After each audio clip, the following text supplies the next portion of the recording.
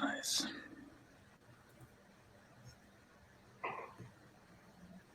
Okay, I think we're live. Hi everyone, can you hear us? If you can hear us and see us, give us a ping in the chat box. Yes. All right, Otto. Nice to see you. Who else? Hey everyone. Hey guys. Nice. Let's go. All right.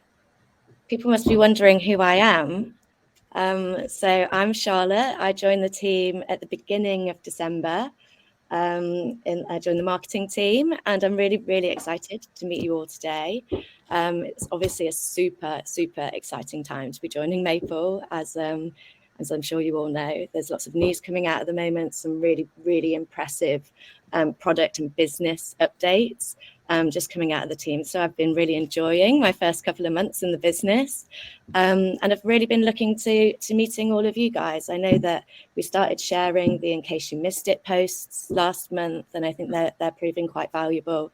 But we want to make sure that we're informing each and every single one of you with relevant news at all times, really. You know, there's lots going on, and we want to share as much as we can with you. So we'll continue sending those In Case You Missed It updates and hosting these community calls each and every single month, but always open to feedback. If the times difficult for you, or if you prefer them in a different format, just at me and we can take that into the business and come up with some better ideas that best suit you, because this is all for you.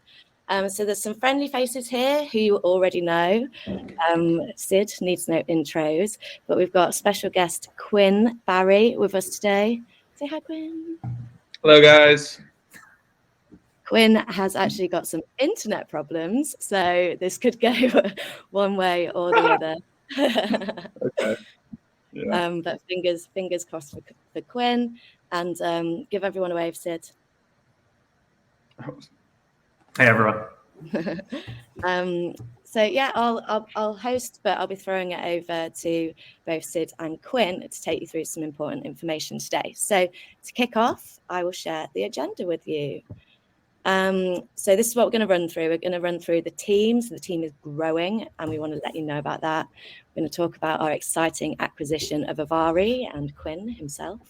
And both Quinn and Sid will talk you through what that means for the business, for the organization, sorry. And then we're going to get deep into tokenomics. We know this is a hot topic. We know we've been thinking a lot about it. So we want to kind of share what we've been thinking with you guys, and obviously counsel that opinion with you as well. And we've got that open in the forums, as you know. This week's hot topic is the exchange listing. So we'll run through the long list of exchanges that we're now trading on, and talk about that Elon tweet that happened last night, which I'm ever so excited about. And then we'll dig a little bit deeper into business and product updates, the real meaty stuff, and just like cast an eye inside of our platform and let you know how business is performing, and also the major changes we've been making to our product to obviously improve the protocol for all use cases and all of our customers. A little bit of alpha at the end, and then we'll open it up to the floor. But you can absolutely ask questions at any point. I'll pick them up while the guys are chatting, and we'll make sure that we can get through them. So I'm going to hand over to Sid now. Yeah, I'm going to hand over to Sid. I'm going to mute myself. Hopefully this all works. But yeah, drop those questions in the chat and we'll pick them up as we go through. Over to you, Sid.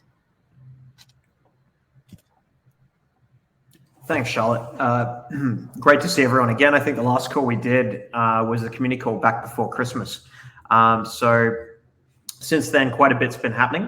So I think wanted to kick off by sharing some team updates. So you can see the slide there. We've got a little bit of background about the team and kind of where everyone comes from. So really proud of the team that we've built so far. So there's 25 of us now. We are aiming for 50 to 60 by the end of the year. And I think, as you can see from the slide there, we've got a lot of experience from blue chip tech, TradFi, and crypto organizations. So you see my old company in there, NAB, as well as Charlotte's, which was TikTok. And then you can see that we've got a bunch of experience from crypto native companies like Maker, as well as TradFi and CFi as well. So I think every new person brings more momentum to Maple, and this is something that we've really worked hard to build a great culture. And even though we are growing, we still want to be moving really fast. And I think every new person that we bring on board raises the bar, and that's something that's really important to us. So recently, in the last few weeks, we've added a general counsel. So this is a position that's really going to help us work well with institutions, position ourselves favorably for regulatory discussions, and it just helps assist in bringing new customers on board who want to know that we take this seriously and really think deeply about the legal framework in which we operate. Over the next couple of weeks, we'll also be welcoming on board a head of growth. So this is to spearhead new products and new initiatives, be it, say, a pool focused on miners or short-term credit pools. These are kind of special projects and initiatives that are sort of outside the remit of what we do day to day, and they really require special attention. Then, additionally, one we're really proud of because we've been looking for this role for about 6+ months is a head of engineering. So this is somebody who's going to bring leadership and alignment across the stack, particularly now that we're operating on both Ethereum and we'll be operating soon on Solana. We really want a unified sense of vision, and we want somebody who's used to building capability within a team, unblocking people, motivating, providing mentorship, and generally a sense of technical vision, which someone coming from a TradFi background was not going to be as effective at. So we're really proud of that position. That person will be joining us at the end of February. And of course, we are always hiring, so we've got to get to that 50 to 60 number by the end of the year. And so some of the key roles that we have up at the moment are an executive assistant. We've got a senior biz dev role open, a sales ops, as well as several developer roles, including 2 Rust engineers that we're currently hiring for as part of that Solana expansion. It's going to be a big team, isn't it? It is. It's really exciting, and I think. Oh yeah, I'll take it. You go, Charlotte. So, yeah, no, I was just actually gonna ask about those Rust engineers and when we'll be getting them on board and the reason to bring them on. Is that for the Solana move? Yeah. Yeah, it is for Solana. Right. So we've got So we've got Quinn and his co-founder Jeff, who were kind of spearheading Solana, and then we'd brought on 3 people in kind of part-time or temporary capacities, and then we're working to bring on a full-time, 2 full-time permanent people. One would be a senior Rust engineer, and the other would be more of an intermediate or junior Rust engineer. Those are both hard to find these days. Well, yeah, if any of you guys in the call know of anyone, then absolutely do send them our way. We're always keen to chat, if anything. So that's awesome. So I think, I'm really excited to be part of this growing business. It's just incredible. And so I think now we can talk about some more of our big growth plans, and the big moves that we're doing to achieve those big growth goals this year. So we're bringing people on board in order to, grow to 5 billion by the end of the year, and many more things to do with that. And one of the key things that we're doing is becoming multi-chain, right? So we're going to move over to Solana, and I'm going to hand back over to Sid after that quite messy segue to talk about this very exciting news that we released just last week. So back over to you, Sid. Of course. So last week, many of you hopefully saw the announcement about us acquiring Avari. And so Avari was Quinn and his co-founder, Jeff, and they were working on an under-collateralized lending protocol built on top of the Solana blockchain.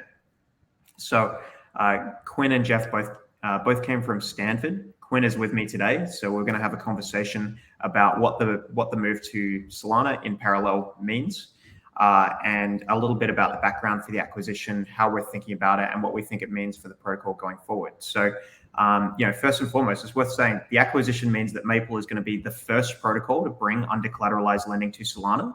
So we think this is a huge deal that we're really, really proud of. And it's going to be the first under-collateralized lending protocol to have multi-chain capability.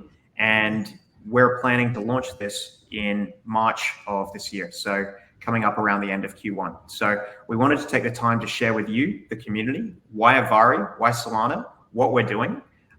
We do want to make Maple, of course, the dominant credit, corporate credit infrastructure in crypto. And a big part of that is removing frictions and going to where the customers are. And this means expanding across multiple chains.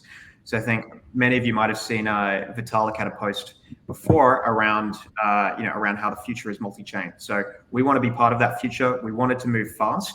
From that perspective, an acquisition really made a lot of sense because it shortcut the time to getting to Solana, probably by something in the order of like 6 to 9 months, I would have said. And so late last year, I think it was just around Christmas, we were introduced to Quinn and Jeff, who were working on Avari, and we got to know them, got to know them as people, what their aims were, how they thought about the future, what their values were, and we could sense a really strong alignment. And so, the conversation progressed, and then, we made an offer to bring them on board, the Maple team, and we think it's a tremendous fit. So we're really proud to welcome Quinn and Jeff aboard. Just might give Quinn a bit of room to speak to. Yeah. Very glad to be here. Thanks for the introduction, Sid. Thanks for having me, Charlotte and Maple community. I guess I give a quick background on myself and then talk a little bit about what we're working on, kind of what our goals are and everything like that. So I'm Quinn. Jeff and I met during our freshman year at Stanford, have kind of been in the startup ecosystem the last 4 or 5 years, worked at a couple of different startups in healthcare, fintech, worked at a venture capital firm, worked in debt financing, which I know is also Sid's background, and obviously relevant to what Maple's building. And Jeff and I got very excited about Solana back, I would say in March of 2021, as a way to scale crypto, provide like a UI that actually doesn't feel like Web3 in the sense that you're not being charged like gas fees every time you do anything on Solana. So we got particularly excited about it. And, Jeff is a fantastic Rust engineer. It's quite hard to find Rust engineers right now who can build on Solana. It's very nascent. And so we had sort of an asymmetry there where we were able to spin up an MVP faster, than otherwise. Got excited about under collateralized lending because if you look at the corporate credit market in the world, you're talking about hundreds of trillions of dollars of debt. Most of it is under collateralized. And in crypto, almost all lending is over collateralized. So there's a huge asymmetry in crypto markets that we think will shift. And I think, so that's one element of it. This is just a massive market. I think another element is that by moving to Solana, Maple is going to be able to, open the gates to retail investors because, right now on Maple, if you deposit $1,000, you're not going to receive the yield back to account for the gas fee in the majority of cases. But if you're on Solana, you actually can deposit like lower amounts of capital. So this should be a very accretive deal for Maple and a way to basically expand the TAM and help reach that 5 billion TVL goal by the end of the year. But overall, I think this is just like a very exciting time to be part of the team. Jeff and I met Sid and Joe, and we're just super impressed by like their ambition for the protocol, and really motivated by the idea of helping build one of the biggest companies in DeFi or biggest protocols in DeFi, and that's sort of our plan. So that's our North Star. Start with Solana, like launch this as soon as we can, get this out the door, get feedback from the community, and see what we can do together. So very excited to be here. Awesome. Well, I think we've been working at a pretty cracking pace the past few weeks, but sir, tell us, why Solana? So I'm a big Solana fan. It's funny now, like we're joining an ETH organization, which is funny for me because for the last 6 months I've been, nested in the Solana community. I think I would say that, Solana serves a different use case than Ethereum, and I think they're both of them are important. You see with Ethereum, there's tons of infrastructure around security now, tooling, right? So it's a much more robust ecosystem than Solana. I think what Solana brings is when you're talking about onboarding 100 million users into DeFi or something like that, you want to provide a very pleasant experience that feels, simple and doesn't feel like incredibly confusing and expensive. And so what Solana does is lowers the cost to using DeFi, right? Because you can actually participate in protocols with lower amounts of capital, whereas on Ethereum, you really need at least $10,000 to $20,000 to make a return when you're depositing in a different DeFi protocol. So that's really one part of it. I think another part of it is that Solana is a beautifully designed system. It's built in Rust, which is a lower level programming language than Solidity, which supports Ethereum. And so it's harder right now to build on Rust, but theoretically over time it should support more use cases. So I think there's a couple reasons why we're excited, but yeah, I think Solana is going to be a big deal, and I think it's a big deal that Maple is going to be rolling out on Solana. I actually saw that Ribbon Finance is coming onto Solana, which is an options protocol, and so Maple, if we can get out there soon, we'll be the second ETH protocol to even go launch on Solana, which would be pretty cool. Yeah, awesome. No, that'll be great.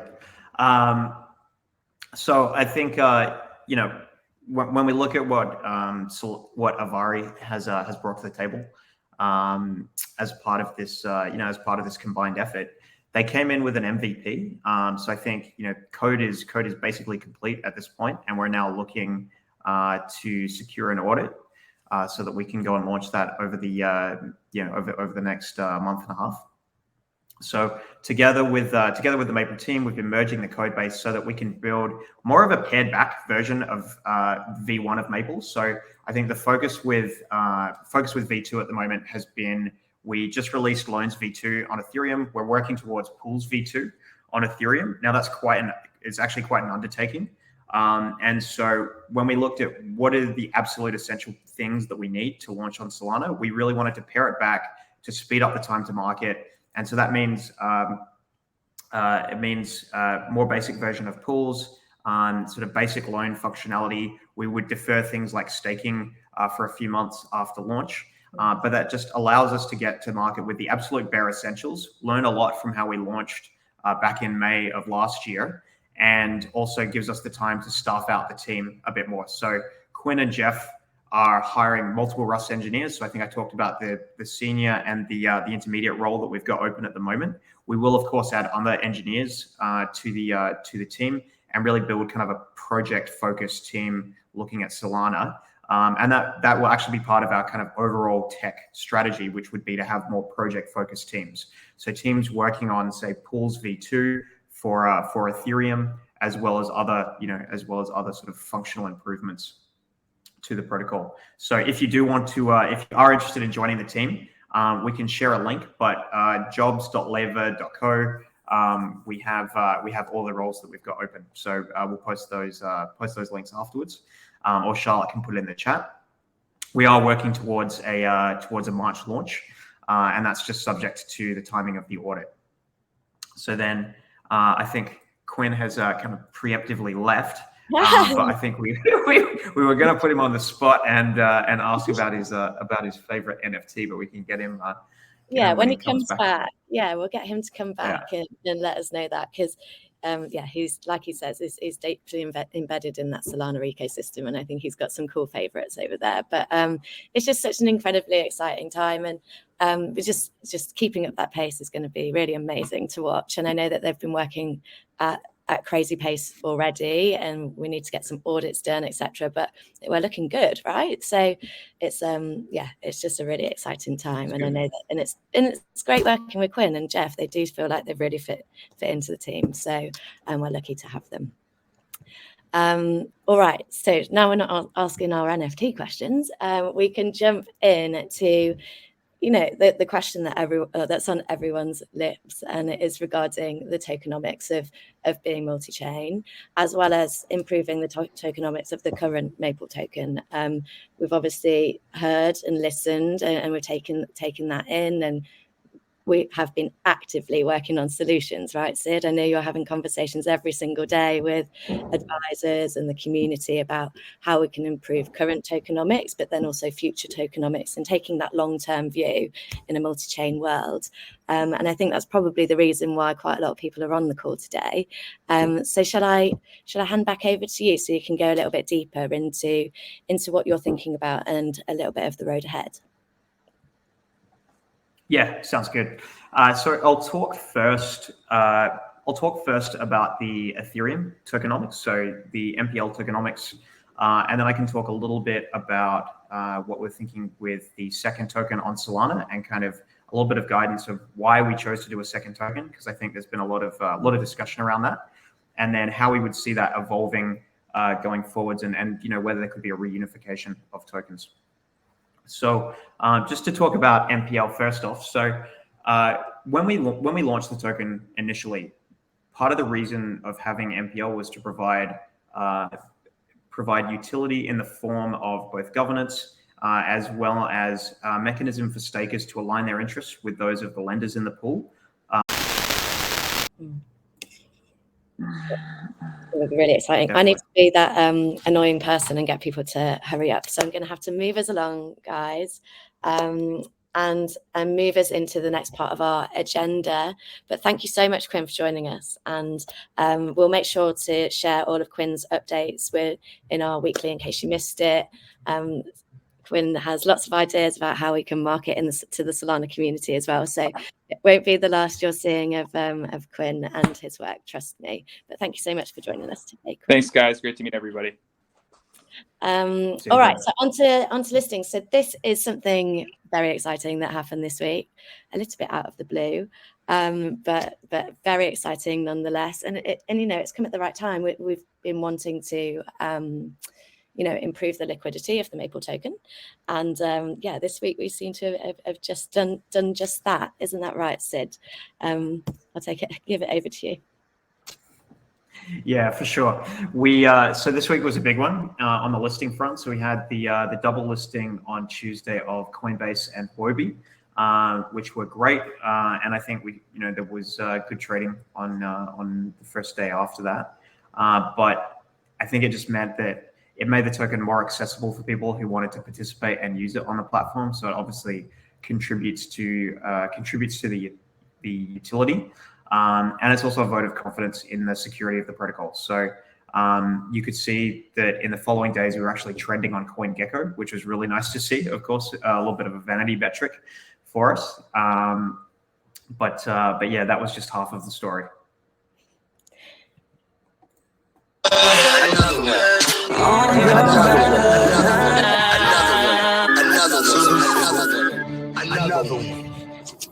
Another one.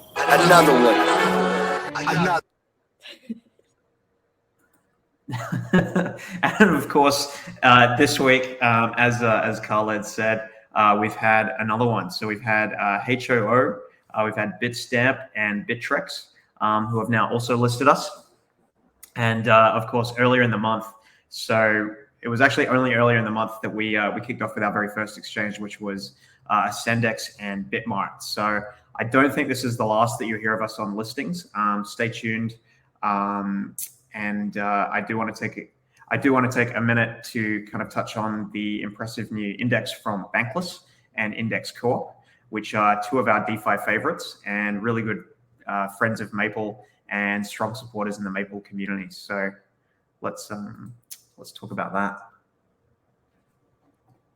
So I'm just wondering if anyone can spot Sid on the roller coaster there, because I didn't actually notice. That was TradFi Sid.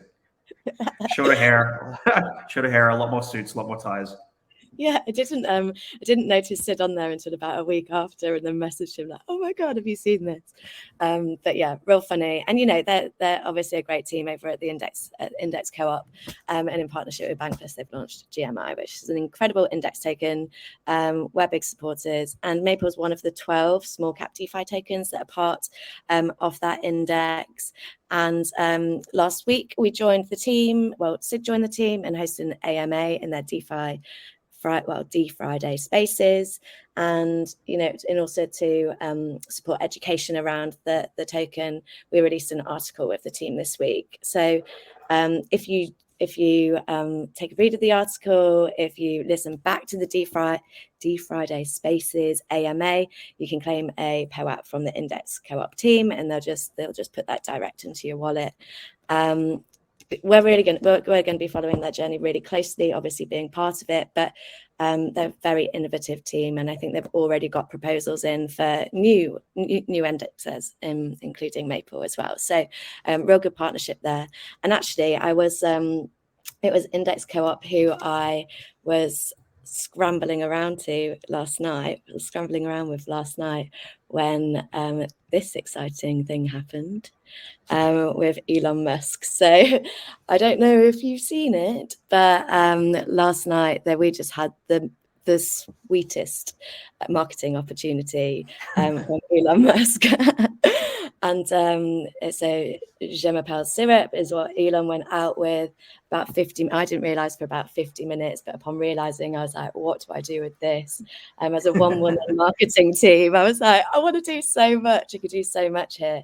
But ultimately, you can we needed to be creative. So I was actually on with my friends at the Index Co-op, pinging Sid, like, can I meme Pepe? Can I do this? Can I do that? And ultimately, we went back with Je m'appelle Finance, which we are. It's just beautiful wordplay. Elon's not got back to us yet, but about it's nearly topping about 5,000 likes at the moment. Loads of retweets. My phone was hot last night with all of these likes, and just incredible impressions from something so small. I think we've reached our monthly impressions just in this one tweet, which is really fun.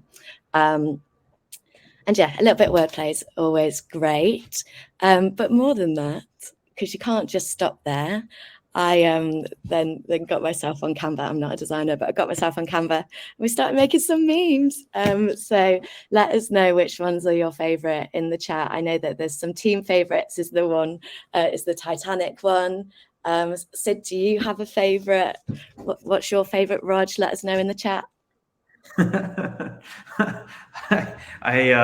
didn't mind the Titanic one, and when I saw Danny post the the Grimes one, I sent a message to someone saying I didn't know whether to promote or to fire Danny. But he's still around. He's still on the call. Yeah, he's in the chat. But no, it's I think the first one, the I have spoken one was pretty good. I think that was the Index Co-op team came up with that one.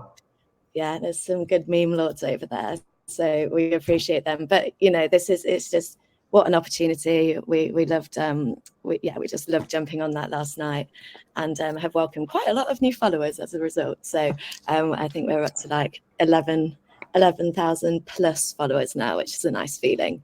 And I'm going to say, you Sid always likes those numbers. But yeah, I'm going to say that institutional capital marketplace viral. All right, let's move it along. So this more serious stuff now. So business and product news. It's been busy inside the business with our partners and what they're doing on the platform, and also in the dev team as well. So Sid, I'll let you take it away with the business news there.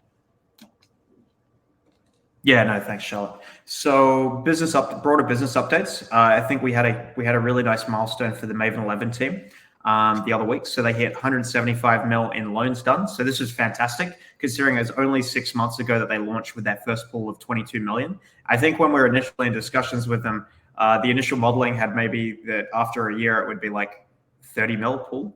So it was good to absolutely blow away those expectations. The guys have done a phenomenal job of building up that business. I think they've now probably served over 35 loans out of the pool. It's huge growth even since they hit 100 mil in October.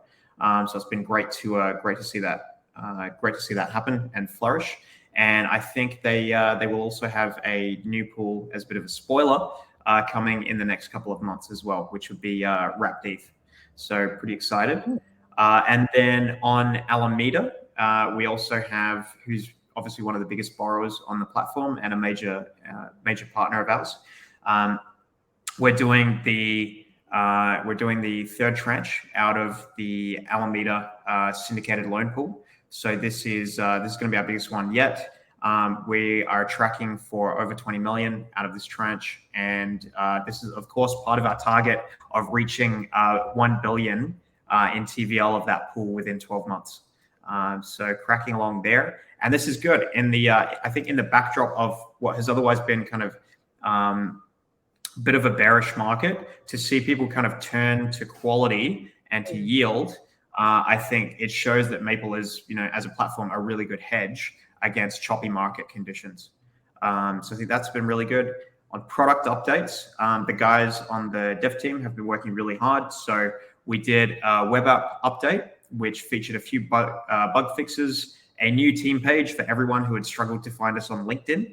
as well as adding a wallet address when you connect your MetaMask or Wallet Connect or Fireblocks. And then we, of course, did Loans V2. So this was a huge effort from the team. Had to go through an audit with Trail of Bits. And importantly, it delivered a 90% reduction in gas costs. So for any borrowers who are launching loans, that's now taken it from about $1,100 down to $100. So factor of 10 reduction. And then we refactor the smart contracts to make these more updatable in a more efficient kind of way. So I think a lot of people are familiar with the kind of the proxy or the diamond, updatable proxy or diamond standard. And I think this is moving us towards future-proofing ourselves. Other bits of news. So we've got a bug bounty program launched with Immunify. So we really like these guys on the team. I think they're doing a great job, and it's a very unique product where they effectively have a marketplace for white hat hackers to identify issues and then help work with teams like us to resolve them so that funds are SAFU. So we've got at the moment 50K USD for critical bugs.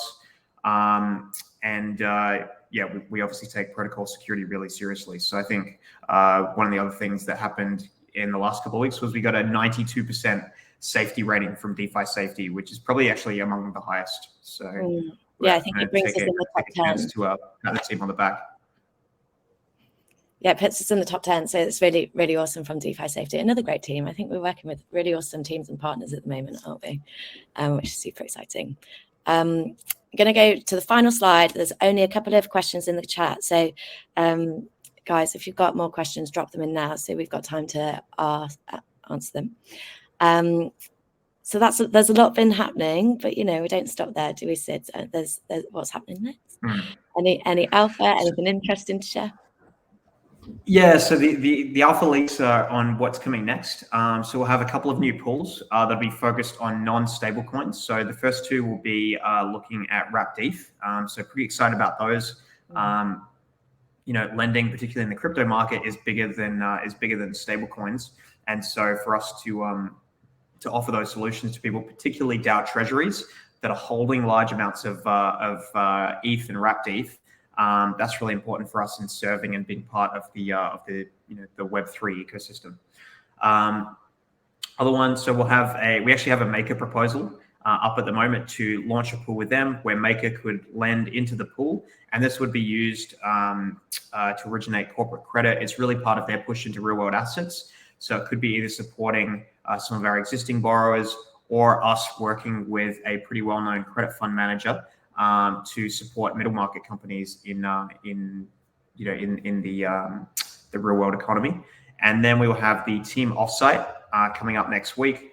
So the whole team will be gathering in Miami for the first time, bringing everyone together. And then some of us will move off to ETH Denver. I have more listings, and of course, I think something that we talked a little bit about this call is Solana. So I think a lot happening, a lot to be excited about. Loads to be excited about, and I'm really excited to meet the team. It's a blessing working in a remote company, but the opportunity to get together is just really, really exciting. So I'm pumped for that, and obviously all of the new use cases for the platform that are coming through as well. So lots to do, but lots to get excited about. Let's really like the golden mapes idea in the questions as well. Actually, yeah, the NFT. So I'm really interested by that, and that's absolutely something that we're thinking about, whether it's for marketing reasons, or whether it's reward, or whether it's for our events that we'll ultimately be hosting. That's absolutely front of mind for me as a marketer anyway. I really love that idea, Aaron, and trust that we're thinking about it, but maybe we can bring you in to brainstorm on that. Danny Kim is asking how we got so awesome, Sid. I wonder how we got so awesome. A balanced breakfast of a lot of sugary pancakes and cold brew. And cold brew, yeah. Minimum 1 liter a day. Yeah, we need to put that on the shopping list for the offsite. A more difficult question actually, but let's answer it anyway. So are there any immediate or short-term risks from the Biden regulation that could pose a threat to TVL? It's an interesting one. I think, yeah, it's still definitely an evolving situation. So we obviously try and keep a close eye on regulation and the legal environment as it evolves. It's worth mentioning, we are a global business. Like, we serve borrowers around the world, particularly concentrated in financial centers. So I think, we would try and remain flexible. But at the end of the day, remember, we are a global business. Yeah, and we welcome regulation. I think regulation is good for everybody, right? It gives everybody confidence to. And we would try and have sort of a collaborative, a collaborative approach to any discussions that do unfold. Yeah, indeed, it's interesting, especially coming from the tech world where that wasn't regulated, etc. It's interesting to see that play out in DeFi. Well, not nicer, but an interesting question, an eco question. So have we been thinking about partnerships with carbon utility tokens? That's interesting. Have you had any thoughts about supporting carbon neutral businesses or rewarding carbon neutral businesses? I can see the name in there, carbon utility token. We haven't specifically dealt with them before, but I think one thing we have thought about in our technical design is allowing other tokens to be kind of used as incentives or as part of partnerships in the protocol to reward lenders.